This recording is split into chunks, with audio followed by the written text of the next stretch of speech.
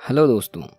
तो आज जो कहानी मैं आपको सुनाने वाला हूँ वो है मुंशी प्रेमचंद्र की अनमोल कहानियों में से एक कहानी शांति। स्वर्गीय देवनाथ मेरे अभिन्न मित्रों में से थे। आज भी जब उनकी याद आती है तो वह रंगलीलियाँ आंखों में फिर जाती है और कहीं एकांत में जाकर जरा रो लेता हूँ। हमारे बीच में 200-250 मील का अंतर था। मैं लखनऊ में था, वह दिल्ली में। लेकिन ऐसा शायद ही कोई महीना जाता हो कि हम आपस में न मिल पाते हों। वह स्वच्छंद प्रकृति के विनोद प्रिय, सहृदय, उदार और मित्रों पर प्राण देने वाले आदमी थे, जिन्होंने अपने और पराये में कभी भेद नहीं किया। संसार क्या है और यहाँ लौकिक व्यवहार का कैसा निर्वाह होता है, यह उस व्यक्ति ने कभी न जानने की चेष्टा की। उनके जीवन में ऐसे कई अवसर आए जब उन्हें आगे के लिए होशियार हो जाना चाहिए था। मित्रों ने उनकी निष्कपटता से अनुचित लाभ उठाया और कई बार उन्हें लज्जित भी होना पड़ा। लेकिन उस भले आदमी के जीवन से कोई सबक लेने की कसम खा ली थी। उनके व्यवहार ज्यों के तो रहे। जैसे भोलेनाथ जिए वैसे ही भोलेनाथ मरे। जिस दुनिया में वह रहते थे वह निराली दुनिया थी, जिसमें संदेह, चालाकी और कपट के लिए स्थान न था। सब अपने थे, कोई गैर नहीं था। मैंने बार बार उन्हें सचेत करना चाहा, पर इसका परिणाम आशा के विरुद्ध हुआ। मुझे कभी कभी चिंता होती थी कि उन्होंने इसे बंद न किया तो नतीजा क्या होगा। लेकिन विडंबना यह थी कि उनकी स्त्री गोपा, वो भी उसी सांचे में ढली हुई थी।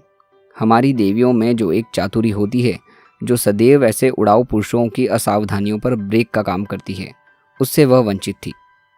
यहाँ तक कि वस्त्राभूषण में भी उसे विशेष रुचि न थी। अतएव जब मुझे देवनाथ के स्वर्गारोहण का समाचार मिला और मैं भागा हुआ दिल्ली गया, तो घर में बर्तन भांडे और मकान के सिवा कोई संपत्ति न थी। और अभी उसकी उम्र ही क्या थी जो संचय की चिंता करते 40 भी तो पूरे न हुए थे। यूं तो लड़कपन उनके स्वभाव में ही था, लेकिन इस उम्र में प्राय सभी लोग कुछ बेफिक्र रहते हैं। पहले एक लड़की हुई थी, इसके बाद 2 लड़के हुए। दोनों लड़के तो बचपन में ही दगा दे गए थे। लड़की बच रही थी और यही इस नाटक का सबसे करुण दृश्य था। जिस तरह इनका जीवन था, उसको देखते इस छोटे से परिवार के लिए 200 रुपये महीने की जरूरत थी। 2-3 साल में लड़की का विवाह भी करना होगा। कैसे क्या होगा, मेरी बुद्धि कुछ काम न करती थी। इस अवसर पर मुझे यह बहुमूल्य अनुभव हुआ कि जो लोग सेवा भाव रखते हैं और जो स्वार्थ सिद्धि को जीवन का लक्ष्य नहीं बनाते, उनके परिवार को आड़ देने वालों की कमी नहीं रहती। यह कोई नियम नहीं है, क्योंकि मैंने ऐसे लोगों को भी देखा है जिन्होंने जीवन में बहुतों के साथ अच्छे सुलूक किए, पर उनके पीछे उनके बाल बच्चे को किसी ने जात तक न पूछी। लेकिन चाहे कुछ हो, देवनाथ के मित्रों ने प्रशंसनीय औदार्य से काम लिया और गोपा के निर्वाह के लिए स्थायी धन जमा करने का प्रस्ताव किया। 2 एक सज्जन जो रंडुए थे, उससे विवाह करने को तैयार थे, किंतु गोपा ने भी उसी स्वाभिमान का परिचय दिया जो हमारी देवियों का जौहर है, और इस प्रस्ताव को अस्वीकार कर दिया। मकान बहुत बड़ा था, उसका एक भाग किराए पर उठा दिया। इस तरह उसको 50 रुपये माहवार मिलने लगे। वह इतने में ही अपना निर्वाह कर लेगी। जो कुछ खर्च था वह सुन्नी की जात से था। गोपा के लिए तो जीवन में अब कोई अनुराग ही न था। इसके 1 महीने बाद मुझे कारोबार के सिलसिले में विदेश जाना पड़ा और वहाँ मेरे अनुमान से कहीं अधिक 2 साल लग गए। गोपा के पत्र बराबर आते जाते रहते थे, जिससे मालूम होता था वे आराम से हैं, कोई चिंता की बात नहीं है। मुझे पीछे ज्ञात हुआ कि गोपा ने मुझे भी गैर समझा और वास्तविक स्थिति छिपाती रही। विदेश से लौटकर मैं सीधा दिल्ली पहुंचा। द्वार पर पहुंचते ही मुझे भी रोना आ गया। मृत्यु की प्रतिध्वनि सी छाई हुई थी। जिस कमरे में मित्रों के झमघट रहते थे, उनके द्वार बंद थे। मकड़ियों ने चारों ओर जाले तान रखे थे। देवनाथ के साथ वह भी लुप्त हो गई थी। पहली नज़र में तो मुझे ऐसा भ्रम हुआ कि देवनाथ द्वार पर खड़े मेरी ओर देखकर मुस्कुरा रहे हैं। मैं मिथ्यावादी नहीं हूँ और आत्मा की देहिकता ने मुझे संदेह है, लेकिन उस वक्त एक बार मैं चौंक जरूर पड़ा। हृदय में कंपन सा उठा, लेकिन दूसरी नज़र में प्रतिमा सिमट चुकी थी।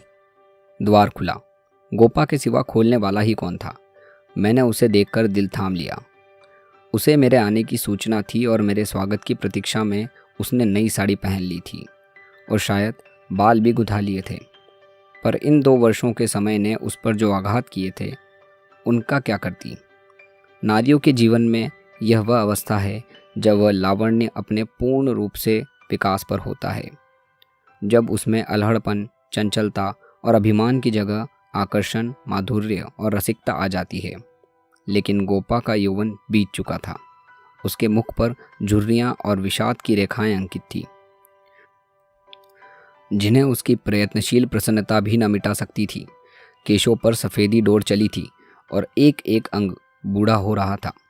मैंने करुण स्वर में पूछा, क्या तुम बीमार थी गोपा? गोपा ने आंसू पीकर कहा, नहीं तो, मुझे कभी सिरदर्द भी नहीं हुआ। तो तुम्हारी यह क्या दशा है? बिल्कुल बूढ़ी हो गई हो। तो जवानी लेकर करना ही क्या है? मेरी उम्र तो 35 के ऊपर हो गई। 35 की उम्र तो बहुत नहीं होती। हाँ, उनके लिए जो बहुत जीना चाहते हैं। मैं तो चाहती हूँ जितनी जल्दी हो सके जीवन का अंत हो जाए। बस सुन्न के ब्याह की चिंता है। इससे छुट्टी पाऊँ, मुझे जिंदगी की परवाह न रहेगी। अब मालूम हुआ कि जो सज्जन इस मकान में किराएदार हुए थे वह थोड़े दिनों के बाद तब्दील होकर चले गए और तब से कोई दूसरा किराएदार न आया। मेरे हृदय में बरसी सी चुभ गई। इतने दिनों इन बेचारों का निर्वाह कैसे हुआ, यह कल्पना ही दुखद थी। मैंने विरक्त मन से कहा, लेकिन तुमने मुझे सूचना क्यों नहीं दी? क्या मैं बिल्कुल गैर हूँ? गोपा ने लज्जित होकर कहा, नहीं नहीं, ये बात नहीं है। तुम्हें गैर समझूंगी तो अपना किसे समझूंगी? मैंने समझा परदेश में तुम खुद अपने झमेले में पड़े होंगे, तुम्हें क्यों सताऊं? किसी न किसी तरह दिन कट ही गए। घर में और कुछ न था तो थोड़े से गहने तो थे ही। अब सुनीता के विवाह की चिंता है। पहले मैंने सोचा था इस मकान को निकाल दूंगी, 20-22 हजार मिल जाएंगे, विवाह भी हो जाएगा और कुछ मेरे लिए बचा भी रहेगा। लेकिन बात को मालूम हुआ कि मकान पहले ही रहन हो चुका है और सूद मिलाकर उस पर 20 हजार हो गए। महाजन ने इतनी ही दया क्या कम की कि मुझे घर से निकाल न दिया। इधर से तो अब कोई आशा नहीं है। बहुत हाथ पांव जोड़ने पर संभव है महाजन से 2-2.5 हजार मिल जाएं। इतने में क्या होगा, इसी फिक्र में घुली जा रही हूँ। लेकिन मैं भी इतनी मतलबी हूँ, न तुम्हें हाथ मुंह धोने का पानी दिया और न कुछ जलपान लाई और अपना दुखड़ा ले बैठी। अब आप कपड़े उतारिए और आराम से बैठिए। कुछ खाने को लाऊं? खा लीजिए, तब बातें हो। घर पर सब तो कुशल है? मैंने कहा, मैं तो सीधे मुंबई से यहाँ आ रहा हूँ, घर कहाँ गया? गोपा ने मुझे तिरस्कार भरी आंखों से देखा और उस पर तिरस्कार की आड़ में घनिष्ठ आत्मीयता बैठी झांक रही थी। मुझे ऐसा जान पड़ा उसके मुख की झुर्रियाँ मिट गई हैं। पीछे मुख पर हल्की सी लाली दौड़ गई। उसने कहा, इसका फल यह होगा कि तुम्हारी देवी जी तुम्हें कभी यहाँ आने ना देगी। मैं किसी का गुलाम नहीं हूँ। किसी को अपना गुलाम बनाने के लिए पहले खुद भी उसका गुलाम बनना पड़ता है। शीतकाल की संध्या देखते ही देखते दीपक जलाने लगी। सुन्नी लालटेन लेकर कमरे में आ गई। 2 साल पहले की अबोध और कृष्णतनु बालिका रूपवती युवती हो गई थी, जिसकी हर एक चितवन, हर एक बात उसकी गौरवशील प्रगति का पता दे रही थी। जिसे मैं गोद में उठाकर प्यार करता था, आज उसकी तरफ आंखें न उठा सका, और वह जो मेरे गालों से लिपटकर प्रसन्न होती थी, आज मेरे सामने खड़ी भी न रह सकी। जैसे मुझसे वस्तु छिपाना चाहती है और जैसे मैं उस वस्तु को छिपाने का अवसर दे रहा हूँ।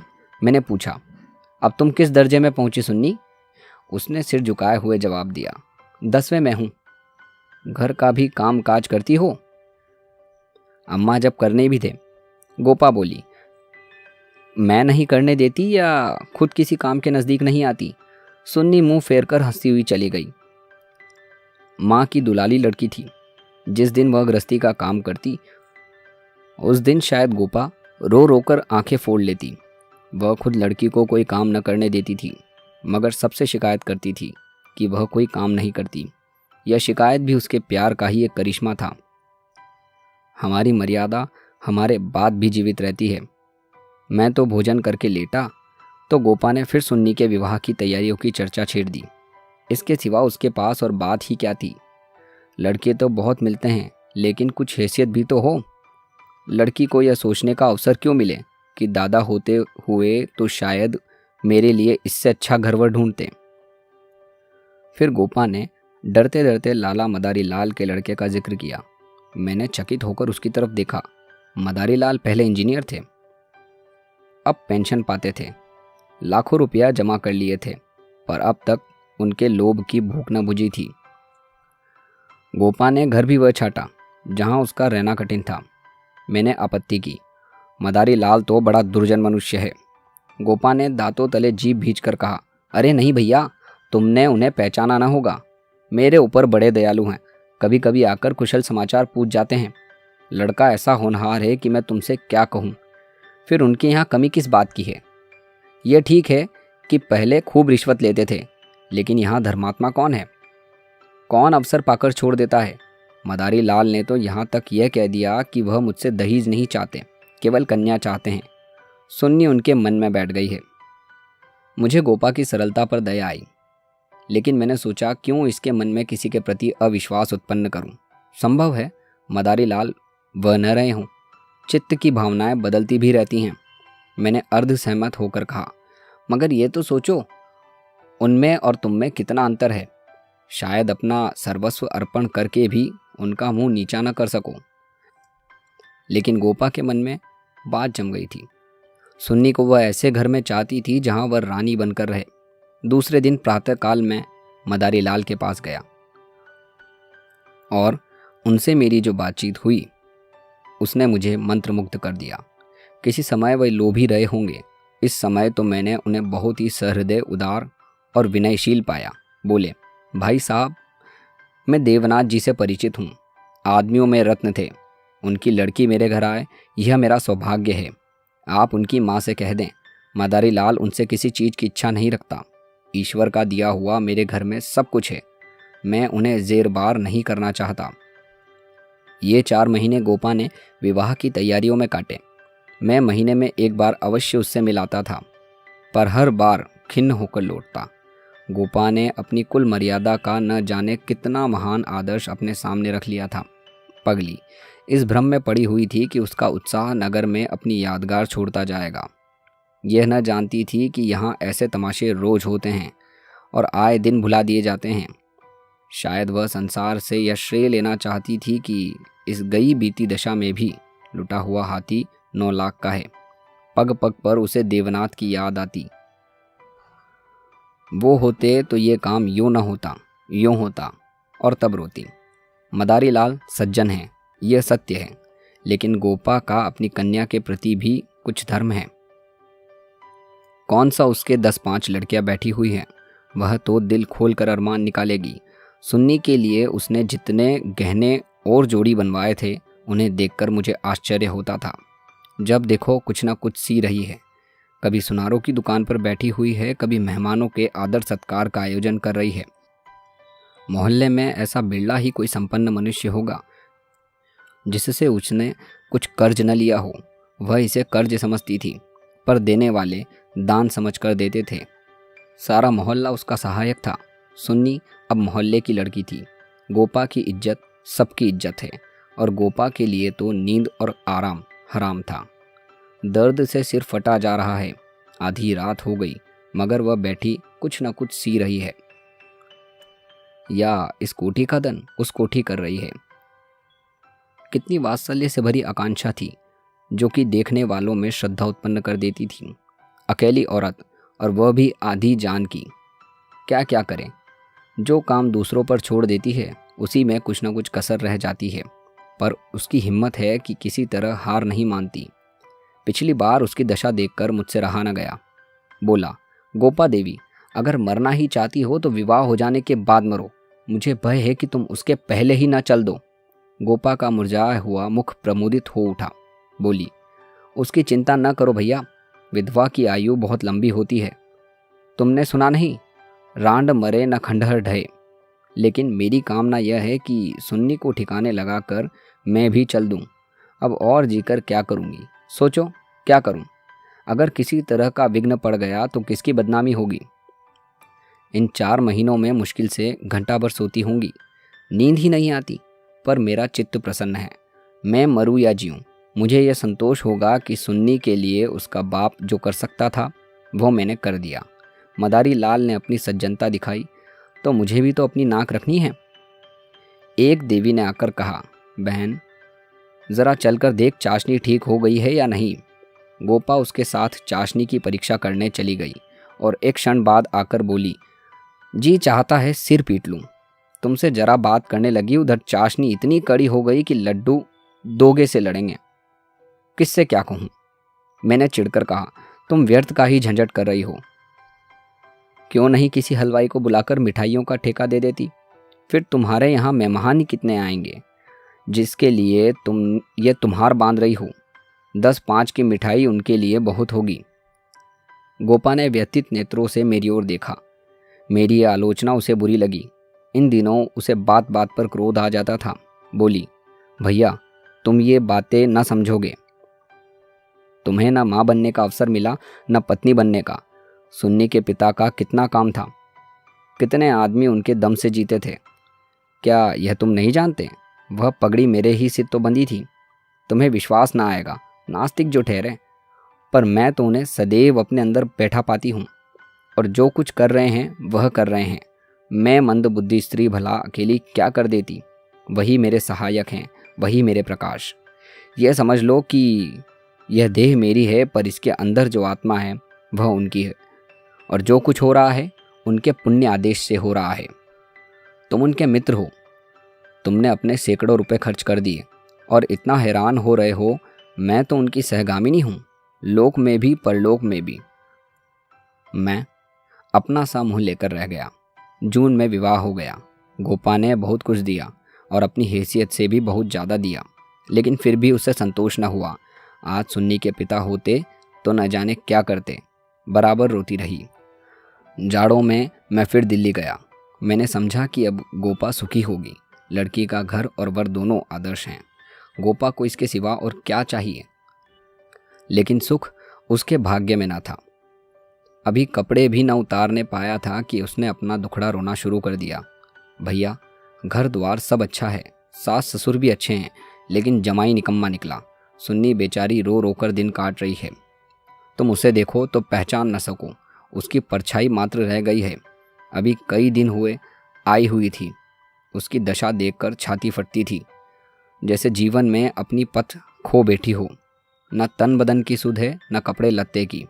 मेरी सुन्नी की दुर्गत होगी, यह तो स्वप्न में भी न सोचा था। बिल्कुल गुमसुम हो गई। कितना पूछा, बेटी तुमसे वह क्यों नहीं बोलता, किस बात पर नाराज है। लेकिन कुछ जवाब ही नहीं देती, बस आंखों से आंसू बहते हैं। मेरी सुन्नी कुएं में गिर गई। मैंने कहा, तुमने उसके घरवालों से पता नहीं लगाया? लगाया क्यों नहीं भैया, सब हाल मालूम हो गया। लौंडा चाहता है मैं चाहे जिस राह जाऊं, सुन्नी मेरी पूरी करती रहे। सुन्नी भला इसे क्यों सहने लगी? उसे तो तुम जानते हो कितनी स्वाभिमानी है। वह उन स्त्रियों में से नहीं है जो पति को देवता समझती है और उसका दुर्व्यवहार सहती रही। उसने सदैव दुलार और प्यार पाया है। बाप भी उस पर जान देता था। मैं आंख की पुतली समझती थी। पति मिला छैला, जो आधी आधी रात तक मारा मारा फिरता है। दोनों में क्या बात हुई यह कौन जान सकता है, लेकिन दोनों में कोई गांठ पड़ गई है। न सुन्नी की परवाह करता है और न सुन्नी उसकी परवाह करती है। मगर वह तो अपने रंग में मस्त है। सुन्नी प्राण दिए रहती है। उसके लिए सुन्नी की जगह मुन्नी है और सुन्नी के लिए उसकी अपेक्षा है और रुदन है। मैंने कहा, लेकिन तुमने सुन्नी को समझाया नहीं। उस लौंडे का क्या बिगड़ेगा, इसकी तो जिंदगी खराब हो जाएगी। गोपा की आंखों में आंसू भर आए। बोली, भैया किस दिल से समझाऊं। सुन्नी को देखकर तो मेरी छाती फटने लगती है। बस यही जी चाहता है कि इसे अपने कलेजे में ऐसे रख लूं कि कोई कड़ी आंख से देख भी ना सके। सुन्नी फूहड़ होती, कटुभाषिणी होती, आराम तलब होती तो समझती भी। क्या यह समझाऊं कि तेरा पति गली गली मुंह काला करता फिर भी तू उसकी पूजा किया करे। मैं तो खुद ही अपमान न सहती। स्त्री पुरुष में विवाह की पहली शर्त यह है कि दोनों 16 आने एक दूसरे के हो जाएं। ऐसे पुरुष तो कम हैं जो स्त्रियों को जो भर विचलित होते देख शांत रह सकें, पर ऐसी स्त्रियां बहुत हैं जो पति को स्वच्छंद समझती है, सुन्नी उन स्त्रियों में नहीं है। वह अगर आत्मसमर्पण करती है तो आत्मसमर्पण चाहती है, और यदि पति में बात नहीं हुई तो वह उससे कोई संपर्क नहीं रखेगी, चाहे उसका सारा जीवन रोते कट जाए। यह कहकर गोपा भीतर चली गई और श्रृंगार दान लाकर उसके अंदर के आभूषण दिखाती हुई बोली, सुन्नी इसे अब की यहीं छोड़ गई, इसलिए आई थी। ये वह गहने हैं जो मैंने न जाने कितने कष्ट सहकर बनवाए थे। इसके पीछे महीनों मारी मारी फिरी थी, यूँ कहो कि भीख मांगकर जमा किए थे। सुन्नी अब इसकी ओर आंख उठाकर भी नहीं देखती। पहने तो किसके लिए, श्रृंगार करे तो किसके लिए। 5 संदूक कपड़े के दिए थे। कपड़े सीते सीते मेरी आंखें फूट गई। यह सब कपड़े उठा लाई। इन चीज़ों से उसे घृणा हो गई। बस कलाई में 2 चूड़ियाँ और एक उजली साड़ी, यही उसका श्रृंगार है। मैंने गोपा को सांत्वना दी, मैं जाकर केदारनाथ से मिलूंगा, देखूँ तो वह किस रंग ढंग का आदमी है। गोपा ने हाथ जोड़कर कहा, नहीं भैया, भूल कर भी न जाना। सुन्नी सुनेगी तो प्राण ही दे देगी। अभिमान की पुतली ही समझ लो, रस्सी समझ लो, जिसके जल जाने पर भी बल नहीं जाते। जिन पैरों ने उसे ठुकरा दिया उसे वह कभी न सहलाएगी। उसे अपना बनाकर कोई चाहे तो लौंडी बना ले, लेकिन शासन तो उसने मेरा ही न सहा, दूसरों का क्या सहेगी। मैंने गोपा से उस वक्त कुछ न कहा, लेकिन अवसर पाते ही मदारी लाल से मिला। मैं रहस्य का पता लगाना चाहता था। संयोग से पिता और पुत्र दोनों एक ही जगह पर मिल गए। मुझे देखते ही केदार इस तरह झुक गए, मेरे चरण छुए, कि मैं उस शालीनता पर मुग्ध हो गया। तुरंत भीतर गया और चाय, मुरब्बा और मिठाई लाया। इतना सौम्य, इतना सुशील, इतना विनम्र युवक मैंने ना देखा। यह भावना ही न हो सकती थी कि इसके भीतर और बाहर में कोई अंतर हो सकता है। जब तक रहा सिर झुकाए बैठा रहा। उच्छृंखलता तो उसे छू भी नहीं गई थी। जब केदार टेनिस खेलने गया तो मैंने मदारी लाल से कहा, केदार बाबू तो बहुत सच्चरित्र जान पड़ते हैं, फिर स्त्री पुरुष में इतना मनोन्मलित क्यों हो गया। मदारी लाल ने एक क्षण विचार करके कहा, इसका कारण इसके सिवा क्या बताऊं कि दोनों अपने माँ बाप के लाडले हैं और प्यार लड़कों को अपने मन का बना देता है। मेरा सारा जीवन संघर्ष में कटा, अब जाकर जरा शांति मिली है। भोग विलास का अवसर कभी मिला ही नहीं। दिन भर परिश्रम करता था, संध्या को सो जाता था, स्वास्थ्य भी अच्छा न था, इसलिए बार बार यह चिंता सवार रहती थी कि संचय कर लूं, ऐसा न हो कि मेरे पीछे बाल बच्चे भीख मांगते फिरें। नतीजा यह हुआ कि इन महाशय को मुफ्त का धन मिला, सनक सवार हो गई, शराब उड़ने लगी, फिर ड्रामा खेलने का शौक हुआ। धन की कमी थी ही नहीं, उस पर माँ बाप के अकेले बेटे। इनकी प्रसन्नता ही हमारे जीवन का स्वर्ग थी। पढ़ना लिखना तो दूर रहा, विलास की इच्छा बढ़ती गई, रंग और गहरा हुआ। अपने जीवन का ड्रामा खेलने लगे। मैंने यह रंग देखा तो मुझे चिंता हुई। सोचा ब्याह कर दूं, ठीक हो जाएगा। गोपा देवी का पैगाम आया तो मैंने तुरंत स्वीकार कर लिया। मैं सुन्नी को देख चुका था। सोचा ऐसी रूपवती पत्नी पाकर इसका मन स्थिर हो जाएगा, पर वह भी लाडली लड़की थी, हटीली, अबोध, आदर्शवादिनी। सहिष्णुता तो उसने सीखी ही न थी। समझौते का जीवन में क्या मूल्य है इसकी उसे खबर ही नहीं। लोहे लोहे से लड़ गया। वह अभिमान से पराजित करना चाहती है या उपेक्षा से, यही रहस्य है। और साहब, मैं तो बहू को ही अधिक दोषी समझता हूँ। लड़के प्राय मनचले होते हैं, लड़कियाँ स्वभाव से ही सुशील होती हैं और अपनी जिम्मेदारी समझती है, उसमें यह गुण है ही नहीं। डोंगा कैसे पार होगा ईश्वर ही जाने। सहसा सुन्नी अंदर से आ गई, बिल्कुल अपने चित्र की रेखा सी, मानो मनोहर संगीत की प्रतिध्वनि हो। कुंदन तपकर भस्म हो गया। मिटी हुई आशाओं का इससे अच्छा चित्र नहीं हो सकता। उलाहा न देती हुई बोली, आप जाने कब से बैठे हुए हैं, मुझे खबर तक नहीं, और शायद आप बाहर ही चले जाते। मैंने आंसुओं के वेग को रोकते हुए कहा, नहीं सुन्नी, यह कैसे हो सकता था। तुम्हारे पास आ ही रहा था कि तुम स्वयं आ गई। मदारी लाल कमरे के बाहर अपनी कार की सफाई करने लगे। शायद मुझे सुन्नी से बात करने का अवसर देना चाहते थे।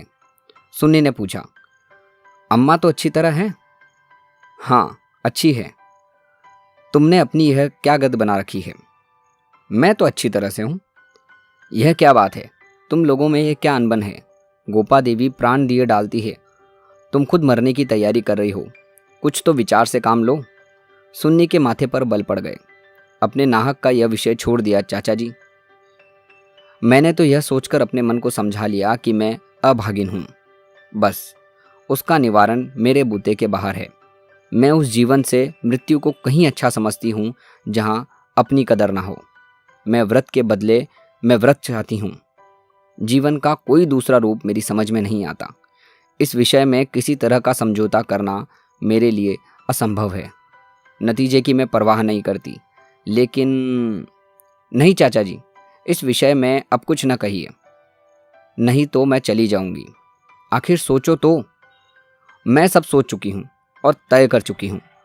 पशु को मनुष्य बनाना मेरी शक्ति से बाहर है। इसके बाद मेरे लिए अपना मुंह बंद करने के सिवा और क्या रह गया था। मई का महीना था। मैं मैसूर गया हुआ था कि गोपा का तार पहुंचा। तुरंत आओ, जरूरी काम है। मैं घबरा तो गया, लेकिन इतना निश्चित था कि कोई दुर्घटना नहीं हुई है। दूसरे दिन दिल्ली जा पहुंचा। गोपा मेरे सामने आकर खड़ी हो गई, निस्पंद, मूक, निष्प्राण, जैसे तपेदित की रोगी हो। मैंने पूछा, कुशल तो है? मैं तो घबरा उठा। उसने बुझी हुई आंखों से देखा। सुन्नी तो कुशल से है? हाँ, अच्छी तरह से है। और केदारनाथ? वह भी अच्छी तरह से है। तो फिर माजरा क्या है? कुछ भी तो नहीं। तुमने तार दिया और कहती हो कुछ भी तो नहीं। दिल तो घबरा रहा है, इसलिए तुमने बुला लिया। सुन्नी को किसी तरह समझाकर यहाँ लाना है। मैं तो सब कुछ करके हार गई। क्या इधर कोई नई बात हो गई? नई तो नहीं है, लेकिन एक तरह से नई ही समझो। केदार एक एक्ट्रेस के साथ कहीं भाग गया। 1 सप्ताह से उसका कहीं पता नहीं। सुन्नी से कह गया है कि जब तक तुम रहोगी घर में नहीं आऊँगा। सारा घर सुन्नी का शत्रु हो गया है, लेकिन वह वहाँ से टलने का नाम नहीं लेता। सुना है केदार अपने बाप के दस्तखत बनाकर कई हजार रुपए बैंक से ले गया है। तुम सुन्नी से मिली थी? हाँ, 3 दिन से बराबर जा रही हूँ। वह नहीं आना चाहती तो रहने क्यों नहीं देती? वहाँ घुट घुट कर मर जाएगी। मैं उन्हीं पैरों लाला मदारी लाल के घर चला गया। हालांकि मैं जानता था कि सुन्नी किसी तरह नहीं आएगी, मगर वहाँ पहुँचा तो देखा कोहराम मचा हुआ है। मेरा कलेजा धक से रह गया। वहाँ तो अर्थी सज रही थी। मोहल्ले के सैकड़ों आदमी जमा थे। घर में से हाय हाय की कृदन आवाज़ आ रही थी। यह सुन्नी का शव था। मदारी लाल मुझे देखते ही मुझसे उन्मत्त की भांति लपेट गए और बोले, भाई साहब, मैं तो लुट गया। लड़की भी गई और लड़का भी गया। जिंदगी ही गारत हो गई। मालूम हुआ कि जब से केदार गायब हो गया था, सुन्नी और भी ज़्यादा उदास रहने लगी थी।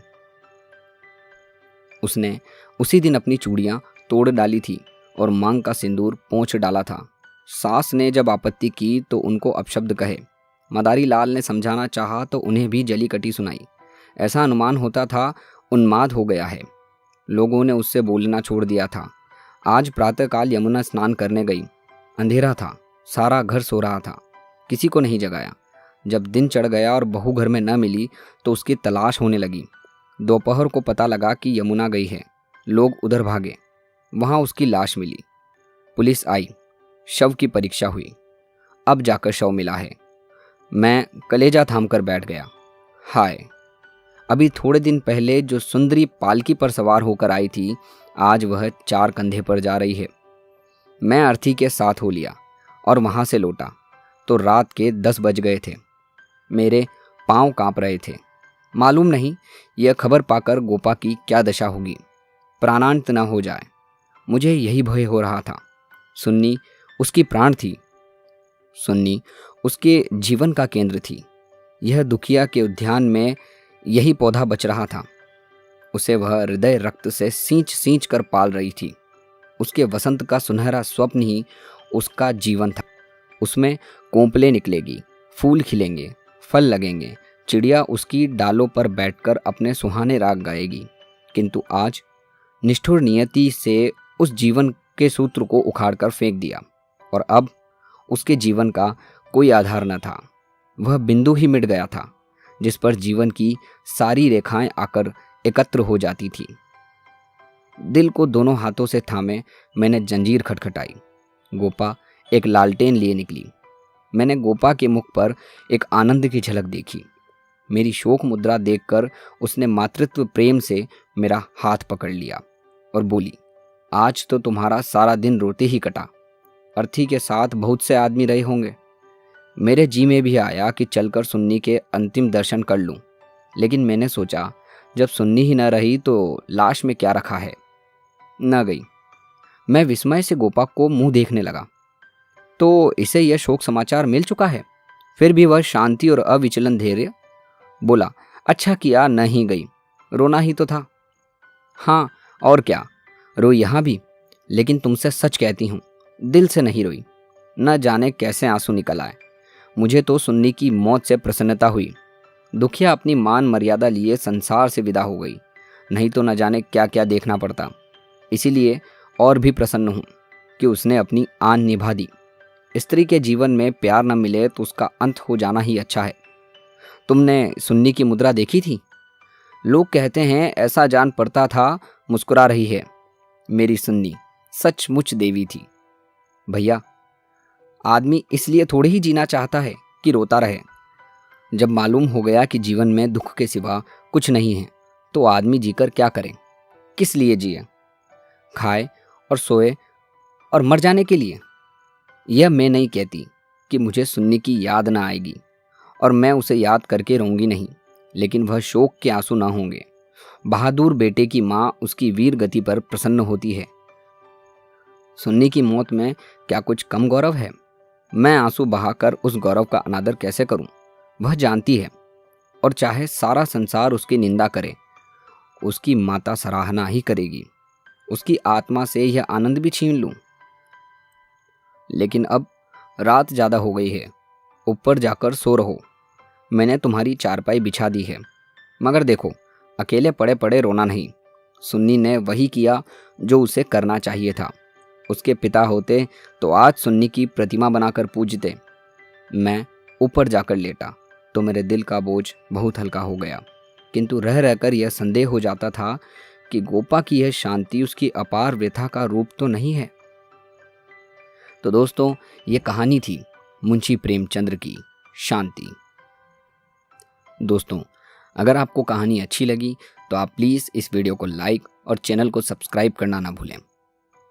Thank you. मिलते हैं जल्द ही अगली कहानी के साथ।